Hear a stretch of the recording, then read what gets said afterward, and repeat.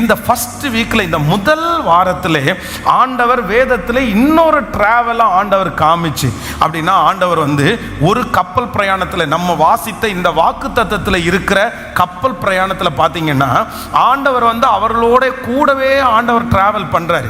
ஆனா என்ன பண்றாருன்னா கப்பலுடைய அடித்தட்டத்தில் ஆண்டவர் நித்திரையா இருக்கிறார். போற வழியில ஒரு பெரிய புயல் காற்று வருகிறது, அவங்க எல்லாம் பயப்படுறாங்க, நாங்க மடிந்து போகிறோம்னு சொல்றாங்க. உடனே ஆண்டவர் எழும்பி காற்றையும் கடலையும் அதட்டுகிறார், அவர்கள் வந்து அக்கறைக்கு செய்கிறார். இது வந்து ஒரு சாப்டர். இது ஒரு டிராவல். ஆண்டவராகிய இயேசு கிறிஸ்து இந்த உலகத்திலே சீடர்களோட இருக்கும்போது இது ஒரு கப்பல் பிரயாணம். ஆனா இன்னொரு கப்பல் பிரயாணம் வேதத்திலே இருக்கிறது. அது என்ன அப்படின்னு சொன்னா, ஆண்டவர் ஒரு மிகப்பெரிய அற்புதத்தை ஆண்டவர் செஞ்சுட்டு இந்த சீடர்களை முதலாவதாக ஆண்டவர் அனுப்புறார். கப்பல்ல ஆண்டவர் உட்கார வச்சு, நீங்க துரிதமா நீங்க போங்க, நீங்க அந்த கரைக்கு போங்க, நான் உங்களுக்கு பின்னாடியே வர்றேன்னு சொல்லிட்டு ஆண்டவர் கொஞ்ச நேரம் ஜெபிக்கிறதற்காக ஆண்டவர் உட்கார்ந்து இந்த சீடர்களை முன்பாக அனுப்புகிறார். அந்த சீடர்கள் மட்டும் கப்பலில் தனியாய் பிரயாணம் பண்ணி கொண்டிருக்கும் போது அந்த கடல்ல, நடுக்கடல்ல சில சூழ்நிலைகள் ஏற்படுகிறது. ஆனா அந்த சூழ்நிலைகள் மத்தியிலையும் கர்த்தர் அவர்களோடு கிருபையாய் இருந்து அந்த கப்பலையும் கர்த்தர் கரை இருக்கிறதற்கு வல்லவராய் இருந்தார். அப்போ நான் இன்னைக்கு என்ன பண்ண போறேன் அப்படின்னு சொன்னா, இந்த இரண்டாவதான இந்த கப்பல் பிரயாணத்திலிருந்து சில காரியத்தை உங்களுக்கு வேகமாய் சொல்லி உங்களுக்காக ஜெபிக்க போறேன். வாசிக்கலாம். முதலாவதாக ஆமென், மார்க் எழுதின சுவிசேஷத்தில் 14ஆம் அதிகாரத்தினுடைய 34வது வசனத்திலிருந்து வாசிக்கலாமா? மத்தேயு எழுதின சுவிசேஷம், ஆமென், மத்தேயு எழுதின சுவிசேஷம், மத்தேயு எழுதின சுவிசேஷம் 14ஆம் அதிகாரத்தை எடுத்துக்கொள்ளுங்கள். மத்தேயு எழுதின சுவிசேஷம் 14ஆம் அதிகாரத்தினுடைய 34வது வசனத்திலிருந்து சேர்ந்து வாசிக்கலாம். பின்பு அவர்கள் கடலை கடந்து கனசரேத் நாட்டிலே சேர்ந்தார்கள். எல்லாரும் சேர்ந்து அந்த வசனத்தை வாசிக்கலாம். பின்பு அவர்கள் கடலை கடந்து கனசரேத் நாட்டிலே சேர்ந்தார்கள். அதுக்கு முன் அடுத்த வசனத்தை வாசிக்கலாம். ஆமென். அவ்விடத்து மனுஷர்கள் அவரை இன்னார் என்று அறிந்து சுற்றுப்புறம் எங்கும் செய்தியை அனுப்பி பிணியாளிகளை எல்லாம் அவரிடத்தில் கொண்டு வந்து அவருடைய வஸ்திரத்தின் ஓரத்தை ஆகிலும் அவர்கள் தொடும்படி உத்தரவாக வேண்டும் என்று அவரை வேண்டிக் கொண்டார்கள். தொட்ட யாவரும் சொஸ்தமானார்கள். நல்லா கவனிங்க ஆண்டவருடைய பிள்ளைகளே, முதலாவதாக ஒரு பிரயாணத்தை நம்ம வாசித்தோம். அந்த பிரயாணத்தினுடைய முடிவு எங்க போகுது அப்படின்னு சொன்னா கதரேனுடைய நாடு. நீங்கள் வந்து அதை வந்து 5ஆம் அதிகாரம் 1வது வசனம், மார்க் எழுதின சுவிசேஷத்தில் 5ஆம் அதிகாரம் 1வது வசனத்தை வாசிக்கும் போது, பின்பு அவர்கள் கடலுக்கு அக்கறையில் உள்ள கதரேனுடைய நாட்டிலே வந்தார்கள். நல்லா கவனிச்சுங்க. இந்த பிரயாணம் என்ன பிரயாணம்னா, ஏசப்பா வந்து கப்பலில் தூங்குறார். கப்பலுடைய பின்னணியத்திலே அவர் தூங்குகிறார். இந்த பிரயாணத்தில் அவர்கள் வந்து கிளம்பிட்டாங்க. அக்கறைக்கு போவோம் வாருங்கள் என்று ஆண்டவர் கூப்பிடுறாரு. பிரயாணத்திலே இடையில பெரிய புயல்கள் வருகிறது. இயேசு தூங்கி கொண்டிருக்கிறார். ஆனால் இவங்க எங்க போய் ரீச் ஆகுறாங்க அப்படின்னு சொன்னா, வேதம் சொல்லுகிறது கதரேனுடைய நாட்டிலே போய் ரீச் ஆகிறாங்க. அந்த இடத்துல என்ன நடக்குதுன்னா, பிசாசு பிடித்தவன் இருக்கிறான். 6000 பிசாசு ஒரு மனுஷனுக்குள்ளே இருக்கிறது. அந்த இடத்துல ஆண்டவர் ஒரு மிகப்பெரிய அற்புதத்தை ஆண்டவர் செய்கிறத அங்க வாசிக்கிறோம். இப்போ நம்பர் 2, இரண்டாவதாக இங்க ஒரு பிரயாணம் ஆரம்பிக்குது. இந்த பிரயாணத்துல என்ன நடக்குது அப்படின்னு சொன்னா, ஆண்டவர் சீடர்களை மட்டும் முதலாவதாக கர்த்தர் அனுப்புகிறார். நீங்க முன்னாடி போங்க, நான் ஜெபம் பண்ணிட்டு வர்றேன் அப்படின்னு சொல்லி இந்த பிரயாணத்தை அவர்கள் துவங்குகிறார்கள். இந்த பிரயாணத்தினுடைய முடிவு இவங்க எங்க போய் ரீச் ஆகுறாங்கன்னா, கனசரேத் என்கிற நாட்டில் போய் அவங்க வந்து தரையிறங்குறார்கள். கனசரேத் நாட்டில் என்ன நடக்குது அப்படின்னு சொன்னா, ஆண்டவரும் சீடர்களும் வந்ததை அறிஞ்சு சுற்றுப்புறத்தில் இருக்கிற எல்லா கிராமத்தில் இருக்கிற ஜனங்களுக்கும் அனௌன்ஸ்மெண்ட் கொடுக்கப்பட்டு எல்லா நோயாளிகளும் வந்து, வேதம் சொல்லுகிறது அந்த இடத்திலே அவரை தொட்ட யாவரும் சொஸ்தமானார்கள். அப்போ நான் என்ன விசுவாசிக்கிறேன் அப்படின்னா, எந்த ஒரு டிராவலா இருந்தாலும், எந்த ஒரு பிரயாணமா இருந்தாலும், அந்த பிரயாணத்திலே கர்த்தர் நமக்கு வாக்கு கொடுக்கிறார், நான் உன்னை அக்கறைக்கு கூட்டி கொண்டு போவேன், அக்கறையின் அனுபவம் என்று சொன்னாலே அது தீமை அல்ல. கர்த்தர் நமக்கு வாக்கு கொடுக்கிறார், அது நன்மையாய். சோ இந்த ஆண்டு கர்த்தர் நம்மோடு பேசின வார்த்தை தீமை அல்ல.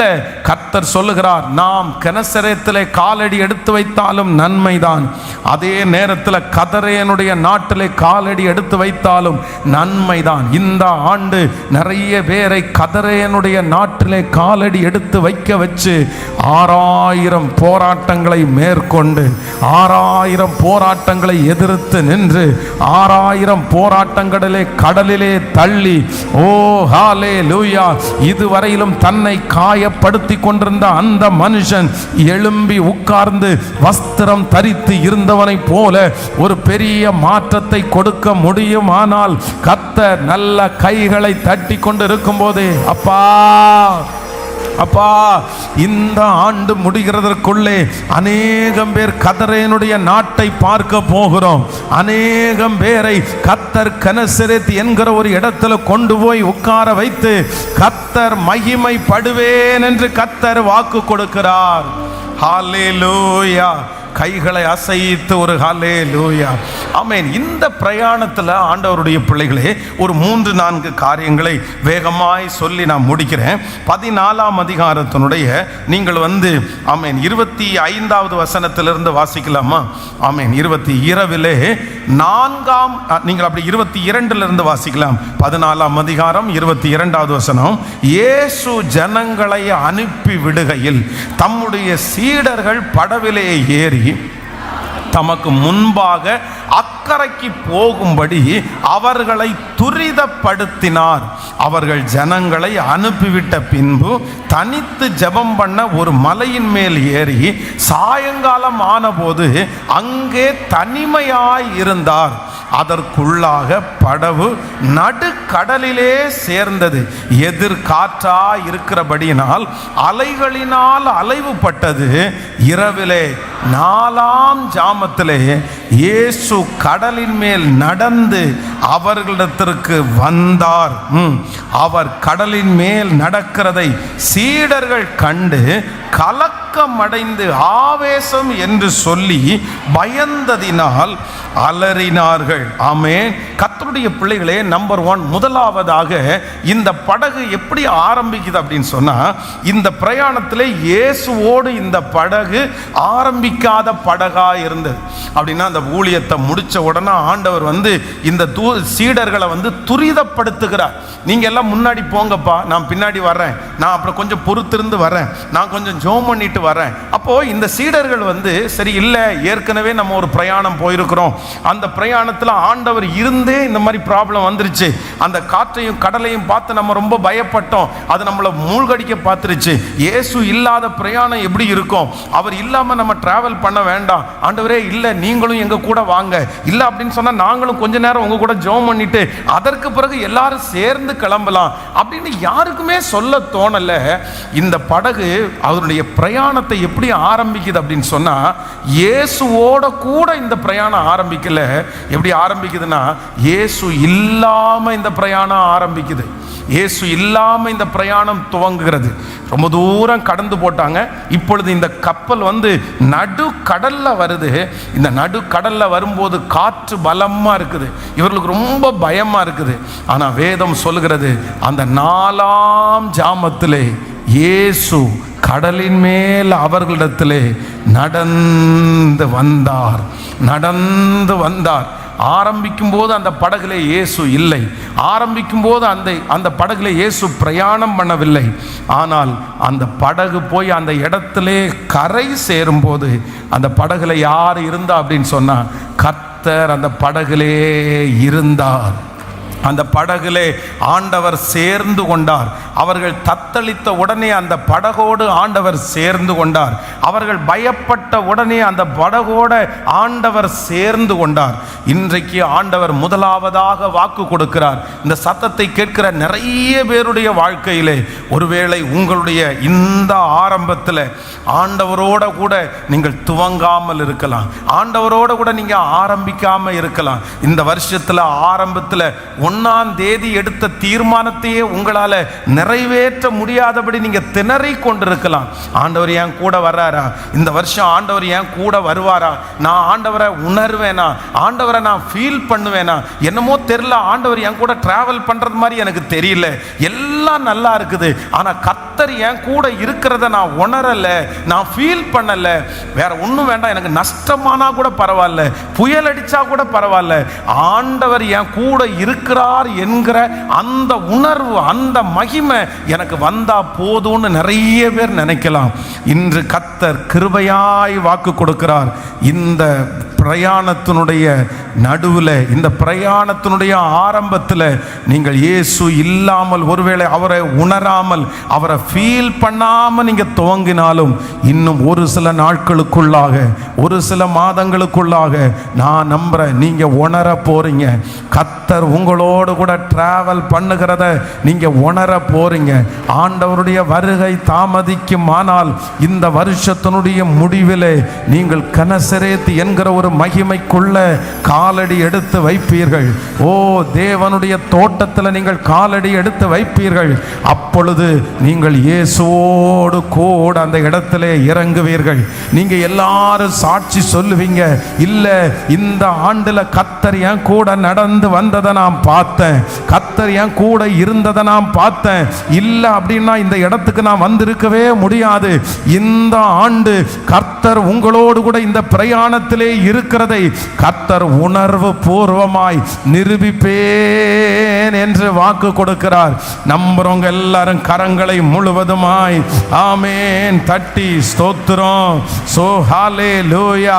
இயேசுப்பாட்ட சொல்லுங்க, அப்பா இந்த புறப்பட்டிருக்கிற இந்த காரியத்திலே நீர் எங்களோடு கூட நீர் இருக்கிறதற்காக உமக்கு நன்றி. ஆமென். தனித்து புறப்பட்ட பிரயாணம், தனித்து புறப்பட்ட பிரயாணம். யாரோட போய் அந்த பிரயாணத்தில் கனசரத்தில் இறங்கினாங்கன்னா இயேசுவோட இறங்கினாங்க. ஹல்லேலூயா. நம்பர் 1, ஃபர்ஸ்ட் கர்த்தர் கிருபையாய் வாக்கு கொடுக்கிறார். இந்த பிரயாணத்தினுடைய முடிவில் கனசரேத்தில் நீங்கள் யாரை பார்ப்பீங்கன்னா, நீங்கள் உங்கள் கூட இயேசு டிராவல் பண்ணி வந்ததை நீங்கள் உணர போறீங்க. இந்த வருஷத்தினுடைய கடைசியில் ஆண்டவர் உங்களோடு நடந்து வந்திருக்கிறத நீங்கள் கண்கூடாய் காண போகிறீர்கள். நீங்கள் தத்துருவமாய் உணர போகிறீர்கள். ஒருவேளை இந்த ஜெபத்தினுடைய ஆரம்பத்தில் வந்திருக்கிற நிறைய பேர் சொல்லலாம், இந்த வருஷம் உங்கள் கூட இந்த பிரயாணத்தில் டிராவல் பண்ணுறதற்கு யாருமே இல்லாத ஒரு தனியான ஒரு டிராவலாக ஒருவேளை ஸ்டார்ட் ஆகிருக்கலாம். இந்த வருஷம்தான் நான் ஃபர்ஸ்ட் டைமாக தனியாக இந்த டிராவலை ஸ்டார்ட் பண்ணுறேன், நீங்கள் போங்க அப்படின்னு நிறைய பேர் நம்முடைய கையில் கொடுத்து அனுப்பி இருக்கலாம். இதுவரையிலும் இயேசு கூட வந்து பிளான் பண்ணி வழி நடத்தினதுனால அந்த தைரியம் அவர்களுக்கு நிறைய இருந்துச்சு. ஆனால் ஆண்டவர் த ஃபர்ஸ்ட் டைம் சீடர்களை பார்த்து சொல்லுகிறார், என்னதான் அவர்களுக்கு கடல்ல அனுபவம் இருந்தாலும், என்னதான் அந்த போட்டு ஓட்டுறதுக்கு தெரிஞ்சிருந்தாலும், ஆண்டவர் இருக்கும்போது அவங்களுக்கு ஒரு பெரிய தெம்பு இருந்துச்சு. ஆண்டவர் இருக்கும்போது நிறைய காரியத்தை அவங்க துணிந்து செஞ்சாங்க, அவங்க பயப்படவே இல்லை நிறைய காரியத்திற்கு. ஆனால் இப்போ ஃபர்ஸ்ட் டைம் கர்த்தர் அவங்களை எப்படி அனுப்புறாருன்னா, கர்த்தர் அவர்களை தனியாய் அனுப்புகிறார். இந்த ஜெபத்தில் இருக்கிற சிலரை ஆண்டவர் தனியா அனுப்புறாரு. இந்த வருஷம் என்னமோ தெரியல, உங்களுக்கு தனிமையா ஆரம்பிச்சிருக்குது. சொந்தக்காரங்க இல்லை, கூட இருந்த நண்பர்கள் இல்லை, எதுவுமே உங்க கூட இல்லை. ஆனா கர்த்தர் கிருபையாய் வாக்கு கொடுக்கிறார், இந்த பிரயாணத்தினுடைய முடிவில் நீங்க தனியா இறங்க மாட்டீங்க. உங்க கூட இயேசு, அவர் உங்களை அனுப்பிவிட்டாலும், அவர் உங்களை சொல்லி அனுப்பினாலும் அவர் கண்டிப்பாக அமைதியாக இருக்க மாட்டார். நீங்க போகிறதற்குள்ளேயே உங்களோடு கூட வருகிறவர். நீங்க நடு கடல்ல இருக்கிறத பார்த்து சும்மா இருக்க மாட்டார். நீங்கள் தத்தளிக்கிறதை பார்த்து ஆண்டவர் அமைதியாக இருக்க மாட்டார். கர்த்தர் வாக்கு கொடுக்கிறார், ஆமென், இந்த வருஷத்திலே நான் உன்னை வெற்றியாய் முடிக்க பண்ணுவேன், அற்புதமாய் முடிக்க பண்ணுவேன், கனசரேத்திலே உன்னை கொண்டு போய் நிற்க வைப்பேன். அப்பொழுது நீங்கள் ஒன்றை பார்ப்பீர்கள், என்னோடு கூட இயேசுவும் வந்திருக்கிறார். அந்த கடல் கப்பலில் இருந்து இறங்கும் போது நீங்க ஏறினது தனியா தான் ஏறினீங்க. இந்த வருஷத்தை ஆரம்பிக்கும் போது நீங்க தனியா தான் ஆரம்பிச்சீங்க. இந்த வருஷத்தினுடைய துவக்கம் நீங்க யாருமே இல்லாம தான் கையை உள்ள கொண்டு போய் நீங்க அப்படியே நடந்து போறீங்க. ஆனா கர்த்தர் சொல்லுகிறார், முடிக்கும் போது நீ திரும்பி பார்க்கும் போது அங்கே ஒரு கால் தடியை நீங்க பார்ப்பீங்க, கால் அச்சுகளை நீங்க பார்ப்பீங்க. அது உங்களுடைய கால் அச்சு மட்டுமல்ல, உங்களை சுமந்து கொண்டு வருகிற ஒருத்தருடைய காலடிகளை நம்புறவங்க கைகளை தட்டி, அப்பா அது போதும், அது போதும், அந்த அதிசயம் எனக்கு போதுமானது, நீர் என்னோடு கூட வந்தால் போதுமானது, என் தொழிலில் என் கூட வாங்க ஆண்டவரே, என் குடும்பத்தில் என் கூட வாங்க ஆண்டவரே, வெளியூர்ல இருக்கிற அந்த பிள்ளையோடு கர்த்தர் வாங்க ஆண்டவரே. சத்தத்தை உயர்த்தி, இயேசுவே, என் கப்பல் நடு கடலில் தத்தளிக்கிறத பார்க்குறீங்க, யாரும் துணை இல்லை, இந்த இடத்துல யாரையும் நான் ஹெல்ப்புக்கு கூப்பிட முடியாது. ஆனா இன்றைக்கு ஊழியக்காரர் மூலமாய் பேசுகிற வார்த்தை உண்மையானால் எனக்கு இந்த வாரத்திற்குள்ளே ஒரு உணர்வு வரணும், ஒரு மகிமை என்ன சூழ்ந்து கொள்ளணும். நீர் என் கூட டிராவல் பண்றத, என் கப்பலுக்குள்ள நீங்க கடந்து வருகிறத நான் உணர்வு பூர்வமாய் அறிவதற்கு ஜெபிக்க ஜெபிக்க அந்த மகிமையை கர்த்தர் தருவாராக. ஹல்லேலூயா. நன்றி அப்பா. நற்கிரியை தொடங்கினவர் நிச்சயமாய் முடித்திடுவார். நற்கிரியை தொடங்கினவர் நிச்சயமாய் முடித்திடுவார். திகிலூட்டும் காரியங்கள் செய்திடுவார் என் வழியா. திகிலூட்டும் காரியங்கள் செய்திடுவார் என் வழி. கைகளை மேல தட்டி கரை சேர்த்திடுவார். கலங்காதே, கரை சேர்த்திடுவார்.